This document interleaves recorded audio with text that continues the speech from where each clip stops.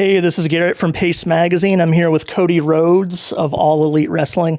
How you doing, Cody? I feel good. I'm not far from home, so I can't really. Yeah. I have no complaints. Yeah. When's the last time you came to downtown Atlanta?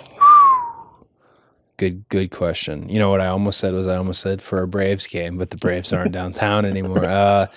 Gosh, it's been a minute. I mean, I get right on like the outskirts of downtown, I suppose, when you go visit Techwood and the Turner Mansion. Yeah. But that's not the full dive in.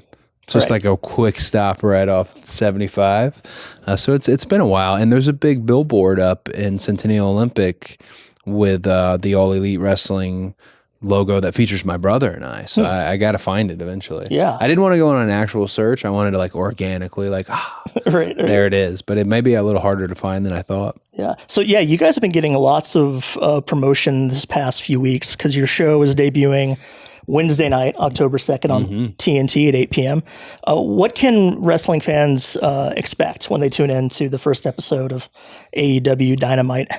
I think a really sports-centric approach to an industry that perhaps they have an idea what it's like, and they can base comparisons on what's out there and, on modern television already. But I'd say it almost compares more to a boxing and a mixed martial arts than it does current wrestling that you see on TV, because it's so sports-based with an eye for the human connection. Mm-hmm. So when I say the human connection, it's great to do a 450 or a 630, or to be able to put some of these combinations and maneuvers and some of the magic that guys like Kenny Omega and my opponent Sammy Guevara, some of the stuff they can do. It means the world, though, when you can see that and actually know who they are. And this is our first episode, so the ability to, here's the new cast here. I hope you fall in love with this person and follow them through, where Wednesday becomes must-see TV in a weekly destination for wrestling fans. Okay. So wrestling shows the last 20 years or so pretty much have been through one company, WWE. They've all kind of had the same look, the same format, the same feel. Are you guys going to strive for like a different kind of like format for the TV show? It's actually funny. Off camera, Michael Kulari is sitting right there, and he helps me write the format. And one thing we're adamant is you cannot look at a WWE template. We have to be able to build our own format, and we have in our crew Keith Mitchell, who used to be the executive producer for World Championship Wrestling, World Class Championship. I mean, just a stud. But he's going to put out a different look for television. And Tony Khan has a different vision for wrestling than anything that's out there. So everything is fresh. So I think you will see very much, I don't want to say a grittier, and I keep using the term sports centric, but it's vague, and I don't want to be vague. I think you'll see a grittier, more sports based presentation.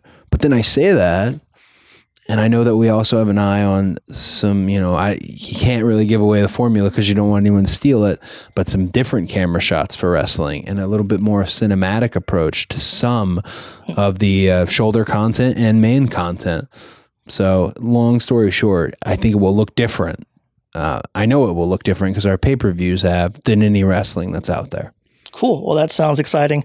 You mentioned Keith Mitchell. You guys also just signed Kevin Sullivan away from Impact, who I think every wrestling fan thought it was the Purple Haze at first. I don't think I've ever seen Kevin.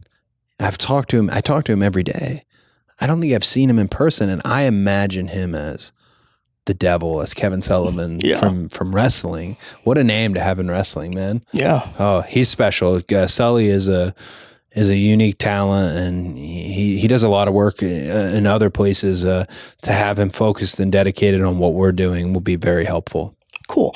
So the announced crew on Dynamite, you've got Jim Ross, who is obviously a living legend in wrestling. He is. And you brought Tony Schiavone back into the wrestling world as well. Is he going to be doing commentary on the show, or more like the Control Center video segments? That's $1 million question. I would say you got to tune in to see if Tony and Jim will be calling matches together, but I'm winking. I obviously a lot of people want that, and this is a very aware company. We want to completely use our ears here when it comes to the fandom. So I think everybody will be happy with what they get. Right. So with those two involved, with being on a Turner network, there's a lot of spiritual callbacks to WCW. Are those comparisons that you're openly trying to welcome or encourage? I think there's a lot just on the surface, when you had Nitro and now you have Dynamite, and this kind of overall, Tony had said he loved the idea for the name Dynamite because it reboots wrestling in terms of that retro feel. Some people might think it's a retro title, but hey, when it was retro is when everybody was watching it too. I think they're more on the surface, and I love that these connections, like myself, Jim and Tony and Keith and Turner, all those connections are great, and it is very romantic. But the best thing we can do is, if those connections bring you in, hopefully it's this entirely new generation of talent, guys like Jungle Boy and Luchasaurus, Jurassic Express, that keep you. Because I love playing a tribute song, but I also love a set that's got 9 other original songs too. Yeah. So I try with my act particularly, because I am, been in the industry since I was a little kid, and because I can't avoid who I am, I like to always put a little of it in, but not too much where we're relying on wrestling we already knew that was really over versus wrestling that can and will get over today. Yeah. That's one thing I was thinking about, talking about when wrestling was last really mainstream in the 90s. And the thought now is there really a mainstream left with how fragmented the audience is, all the different networks and streaming services and all that? Like, what sort of mainstream audience might exist for wrestling in 2019? I think there still is a mainstream left. And the only reason I say that is because a lot of people will try to, I've done a lot of media lately, and you'll get a couple curveballs where they go, well, what do you watch on TV? And they really want me to say, not have an answer because there's so many cord cutters. Yeah. But I watched a lot on TV, sports, American Horror Story, Game of Thrones. Game of Thrones is a prime example of there still is a mainstream, if that makes any sense. Yeah. I just think I'm so glad that they haven't relied on myself and Matt, Nick, and Kenny as far as the EVP core to be the ones to know exactly where that mainstream is. Our partners at Warner Media have been wonderful about testing appropriately and getting out there and seeing what people might want to see, knowing that we think we have a wrestling product that people already want to see. How can we merge those together? So I think there is. I just don't think it's the answer that so many... I don't blame wrestling fans for looking at the 90s and assuming we got to do all that again. We gotta get everything, that was happening during the Monday Night Wars. I think it's a whole new playbook. Yeah. And maybe we have it, or maybe it's just halfway filled out and we got to figure out the rest of it. But I mean, we committed fully and dedicated ourselves to this as free agents in wrestling, but also I've gone all in, no pun intended, on being one of the faces of the company. And I don't mind that one damn bit, man. I'm ready for it. So being the face of the company, you mentioned the EVPs. What exactly does that executive vice president role entail for you and Nick and Matt and Kenny? A lot of work a lot of work that is new to us. But I think for Matt and Nick and Kenny, it's work that's really, we surprisingly enjoy. That role can be as big or as little as you want. It means that Tony Khan is the end-all be-all and has final cut on the product itself, and he is the financial backer, and he is the sphere of influence and has this business acumen. But it also means that if we want to really step in and recruit talents and cultivate talent and build character profiles. And like we were talking earlier, I'm able to produce a show here in Atlanta, as shoulder content, as supplemental content, the Road 2 series that's going to turn into another character series. So really, it's a sandbox. It's a startup. It's a big money startup, but it's a startup. And I've been able to touch everything. I like to know everything. I want to know about our Spanish commentary.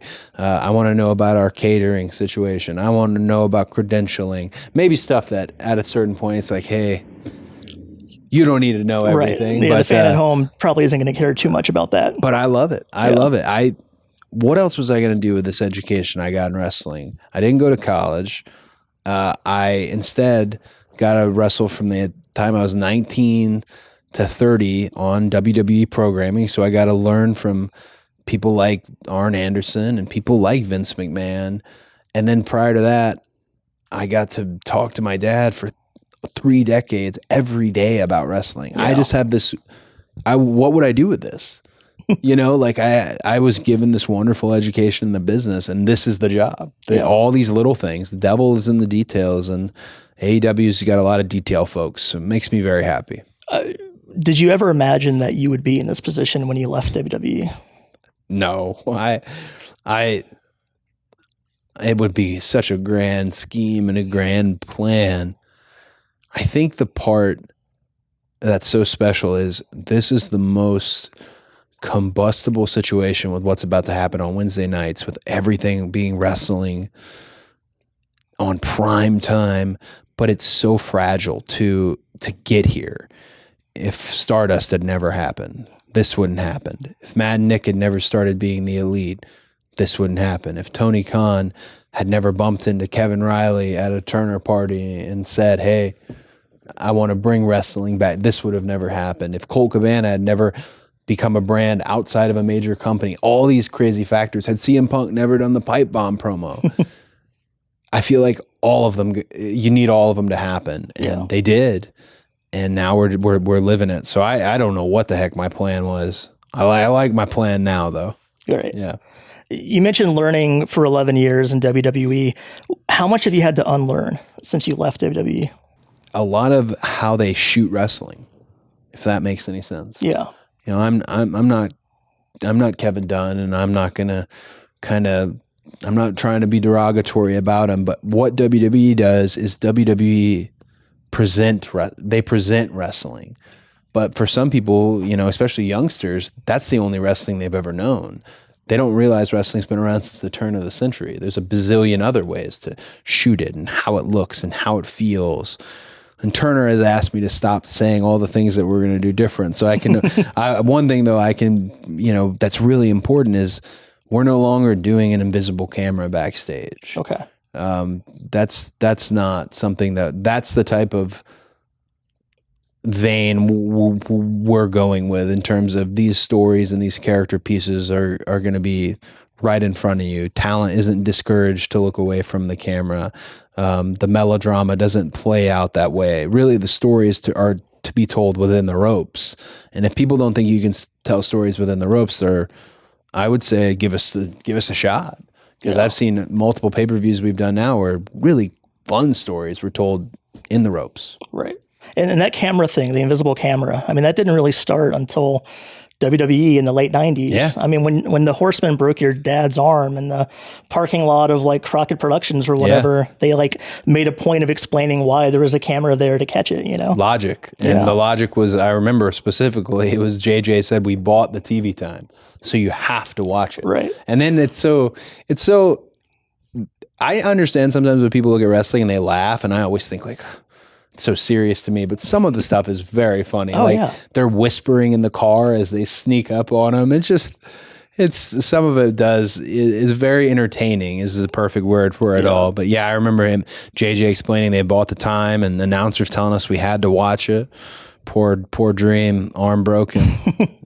Right, I think in the parking lot here, to be honest. Oh, was it here in Atlanta? Yeah. Oh, wow. Yeah. I always thought it was I in told Charlotte. that in a board meeting recently, and like, you could tell I thought that'd be like a good anecdote, like story for some of the new Turner people, and you could see like, wait, what? Like, is it really broken? Like, you could see there was genuine confusion. Right. Like, who are these crazy people? Yeah. Yeah. He didn't get them arrested for that or anything like that? Yeah, no, that's another thing. Why didn't they get arrested? We should figure it out.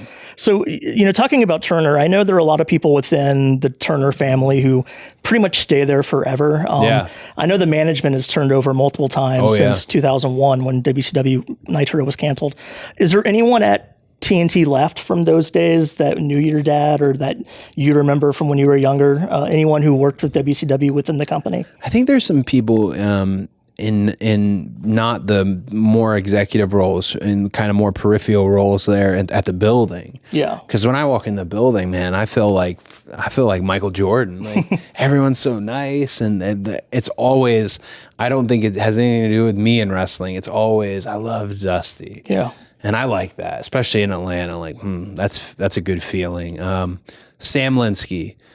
Sam, one of the heads of content and a major bigwig at Turner, he was there when WCW was still on, and he's been one of our biggest allies and incredibly smart. The type of feedback he's been able to give me, because I really want it all. I put the statement out the other day about I want every bit of feedback. You know, I think I have an idea on what I really can tune into when I get feedback, but he's been really great. He hasn't looked at it and remembered the bad days of it. He's looked at it and remembered when it was the only thing. Braves baseball, Turner, you know, and world-class championship, you know, or world championship wrestling. Sanford and Son reruns. Yeah, hell yeah. But he's been very helpful. So getting back to your dad again, not that you should have to live in his shadow your entire career, That's but okay. like you mentioned, he was such a huge figure, such a beloved person. What's the most important thing you learned from him when it comes to the wrestling business? He always I'm not kidding, every day with him, because he drove me to school every day. Every day was like a pep talk, like a genuine sermon, sometimes like a A+, never below a B though. I mean, these sermons were strong. He would give. Oh, man, the most important thing, I think it's what he used to tell guys. I didn't hear it from him directly. I heard it from Arn Anderson, who said the first meeting he had with Dusty, he asked him what he wanted, and Dusty told him, well, just go get over. And like really firmly believed that. Go get your camera in front of that face. Get your face in front of that camera. Hit your finish. Let them make sure they remember you, no matter what. All the money in the world, all this wonderful production. If the talent, myself included, doesn't go out there and execute, doesn't go out there and make sure you remember us, it doesn't work. Yeah. And that was a big thing. He was always about seizing the moment. He would say that all the time, opportunity, and then little small things like make sure you walk the ramp on the day so that you don't trip when you're on live TV. He just, everything, man. You could talk to that guy for 5 minutes and you'd have the whole recipe for, here's how I do it. Yeah. You're going to put all that to use now. Yeah. So, got a couple more questions, and then I'll let you get out of here. Sure. You mentioned getting over. Number one thing is getting over. Something that used to be very common in wrestling back until the mid-'90s that was really effective at getting guys over and establishing them as characters and their movesets. I think I know what you're going to say. Or squash matches. Squash. Like, are we going to be seeing any of those on Dynamite? Well, I like to call them enhancement matches. Yeah. Because I've been an enhancer before. I've been a body before. I think so. I'm winking again. I would say so in true enhancement matches. If you look back at when Ric Flair, they weren't about how long it took you to beat the guy. Mm-hmm. It was just about the fact I've seen Ric Flair have an 8-minute squash match. Yeah. Where he's just hitting move after move, but he's talking to Tony at the desk, and he's just letting you know who he is. He's beaming across your television set. I think you'll see those for sure, and I think you'll see them early on in the run of Dynamite. I know it's something that Matt, Nick, Kenny, myself, we've talked about. It's important to establish. We really want to lean in and focus on the cast of characters we're presenting. Right. We don't want to all of a sudden panic and go, okay, let's get this guy and ex WWE and all this. No, we want to focus on the people we cherry picked from the indies, and everyone, Matt and Nick got some people, Kenny got some people, the Joshi women he brought in from Japan, and myself. So we want to make sure we stick to that, and we think it will catch. Okay. Now, speaking of Japan, you have deals with AAA in Mexico, with OWE in China, with some of the Joshi promotions in Japan. Has there been any discussion about getting an alliance with one of the Japanese men's promotions? Pretty regularly. Okay. I mean, I think like the elephant in the room is like, whoa, we work with New Japan Pro Wrestling. You know, Matt, Nick, and Kenny had huge runs there. Yeah. Matt says it best. We're open for business. We by no means have closed our doors to anybody. Yeah. I think there was an initial shock when this was real, but I'll be honest, we were letting folks know, hey, this is happening. Right. It's real. And not too many people believed it. Mike right over there, he didn't believe me at all. He was just telling me. It was real. I mean, when's the last time somebody said, hey, we're going to start a wrestling company? And not just that, it's another billionaire who has more money than Vince. Like that's not all those factors. Like I said, they don't happen that often. I would think for sure we're looking at doing some. Kenny's so popular in Japan still to this day. He's like the god over there. I would like to think we would partner with someone, and if it's not New Japan, it could be DDT. I'll tell you what, the politics of these old interpromotional, like, well, we don't work with this, we don't care about any of that. Yeah. So if you're already giving us roadblocks, no good. And DDT is not quite as strict about that type of stuff as some of the older groups there, right? I don't think so at all. I always just came in, loved the Japanese audience, waved, did my match, and left, and loved the food. Yeah. The Kenny, I mean, speaks fluent Japanese. He lived there for a long time.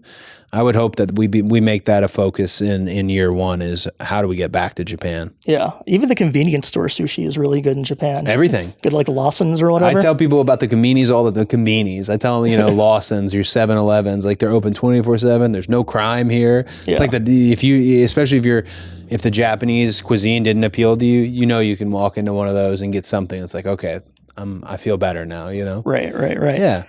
So how long after you first started talking to Tony did you realize this is actually going to happen? This isn't just like a pipe dream.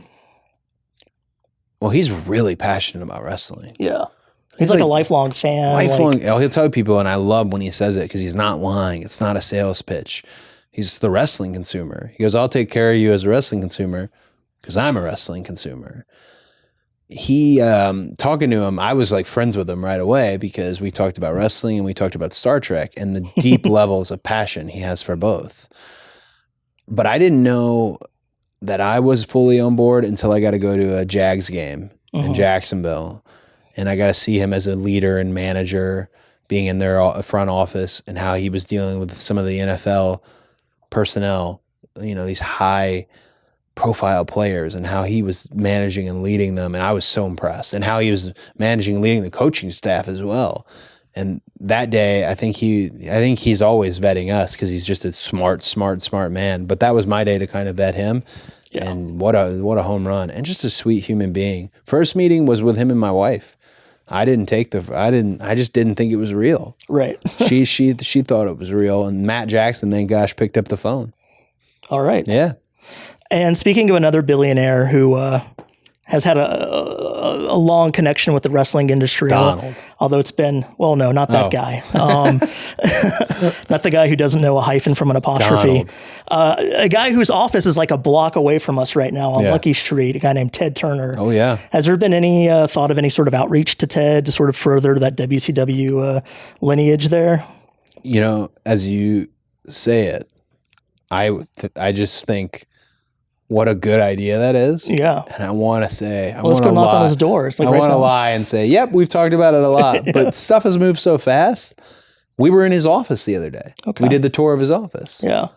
I would love to personally reach out to him because he was a fan of Rick's and my dad's, and he helped bring Jim Crockett Promotions to Turner. I'd love to personally reach out to him. And I think I'd love to do it after like month one. Because I have a feeling we're coming on board strong.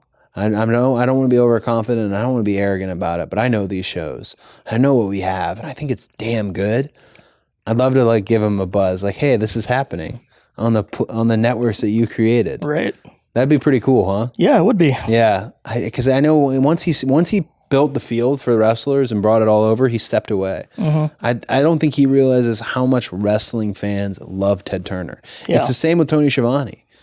Till Conrad brought Tony back, Tony always thought he was like not well. Are you kidding? You're the voice of so many people's childhood, Well, if you look at yourself on the internet, you're going to hate what you see. I got to go down there and just bang on the door, tell them. Yeah. Yeah, that's a great idea. Yeah. Okay, two last questions actually here.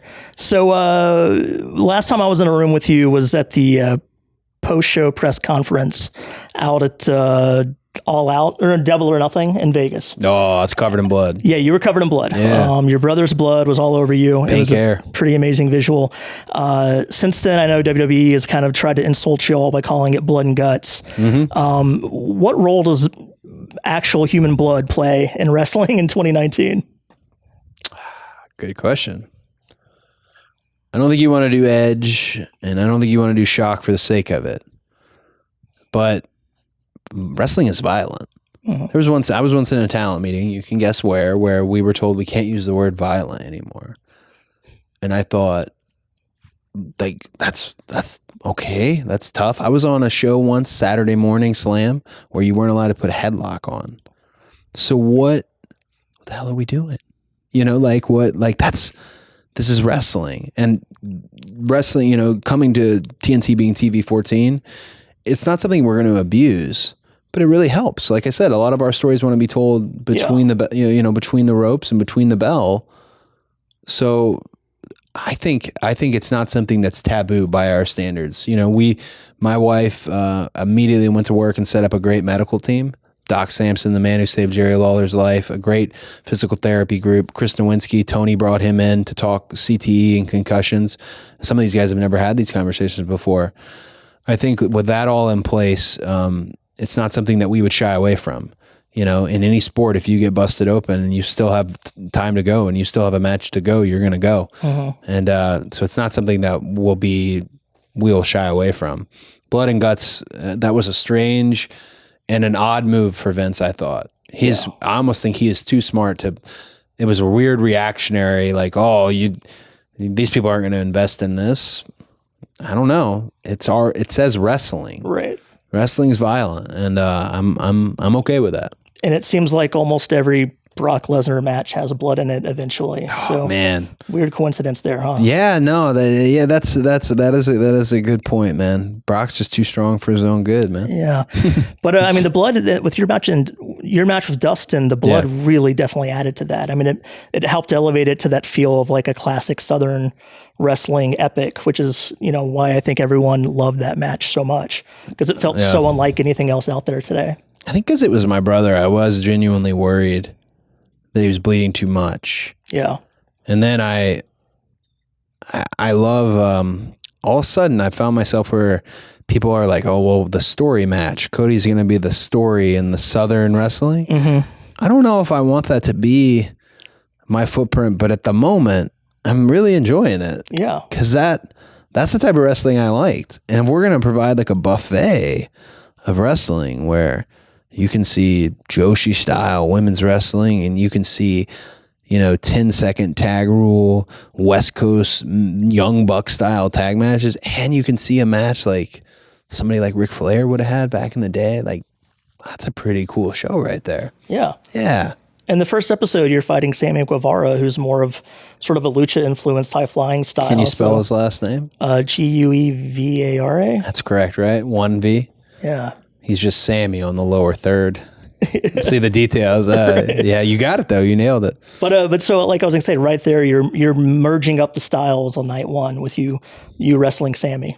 Yeah, I wasn't surprised, but when people were kind of critical of that, the people who were critical of that being selected at the first match are the ones like they gotta get CM Punk to wrestle The Rock in Seg 1. Like that's no. If we weren't confident in the roster and cast we had, we wouldn't be doing that. That's reactionary. That's sweeps week stuff. Like not that match, but I'm just saying we've got to actually focus on this young cast. And I thought that was perfect. I have equity on TV as a wrestler, and here's someone who's perhaps new to the fold, and let's show them why we hired Sammy. Right. The people that were critical of that being the first match, I'm not sure if they understand we're leading with this cast. These are the people that we recruited to play their music. And some of you have seen Sammy, and better for you if you have, but if you haven't, we're going to put him on a worldwide stage, and I think he'll deliver. And he looks like a superstar. My wife loves him. Oh, I don't know about that. I don't know. Handsome guy. Handsome guy. So last question, and this is sort of related back to the violence a bit. Again, my wife, probably her favorite thing she's ever seen in wrestling is the Cracker Barrel match at All Out. Cracker Barrel Clash. Yeah, where you had guys stapling each other and super kicking tacks in their mouth with the Cracker Barrel there in the ring. You had Darby Allin here from Atlanta, flying off the coffin drop into the actual barrel. Yeah. How did Cracker Barrel feel about the violence of that match that they were associated with? Well, Cracker Barrel is our spot. And Dana Massey and Matt and Nick really cultivated that partnership with Cracker Barrel. I think they ended up loving it. And I know they loved it. And maybe it's because it was violent, but it was entertaining. Yeah. It was fun. It was a man coffin dropping off the top through a Cracker Barrel.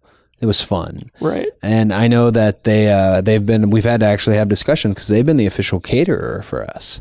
There's not Cracker Barrels everywhere. Yeah. So I'm starting to get worried. We're going to end up somewhere where we're like, how can we not? Because I'm getting used to it.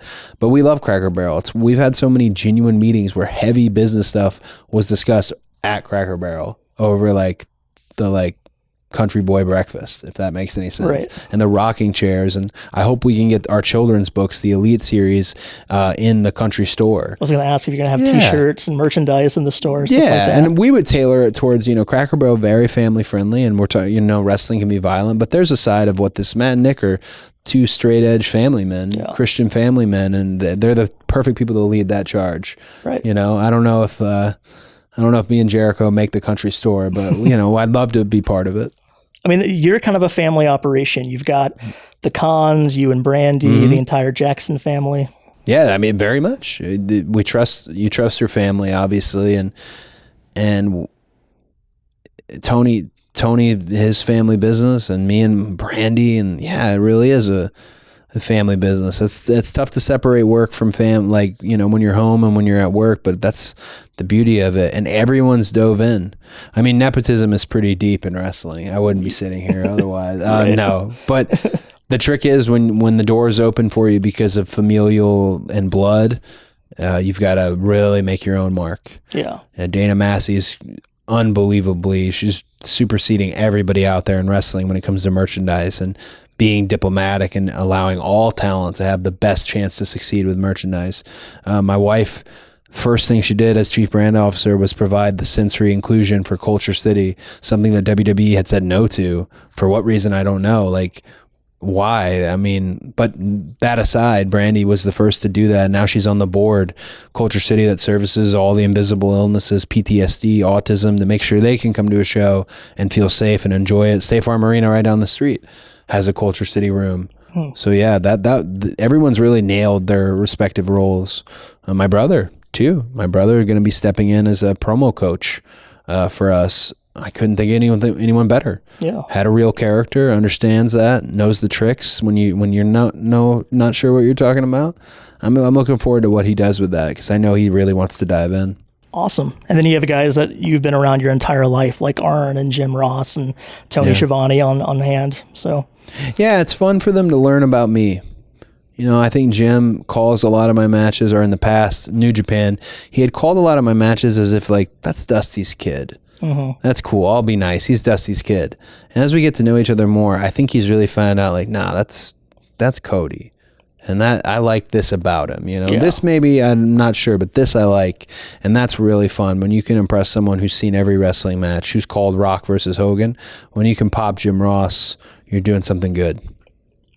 All right. Well, this has been a fantastic talk. Thanks a lot, Cody. Thank you. Yeah. Good luck with the show. And Hell yeah, man. Coming up. Sorry about the library, monotones, slow. It's a peaceful vibe in here, though. It is man. peaceful. Yeah. And I've been sick all week. So my voice is a little messed up well, right man. now. So yeah, I don't know if you can tell I've been sick too. Oh, really? I'm heading home. This is it for me. No, you sound normal and professional. Thank You're you. polished as always. So, all right. Thanks again, everybody.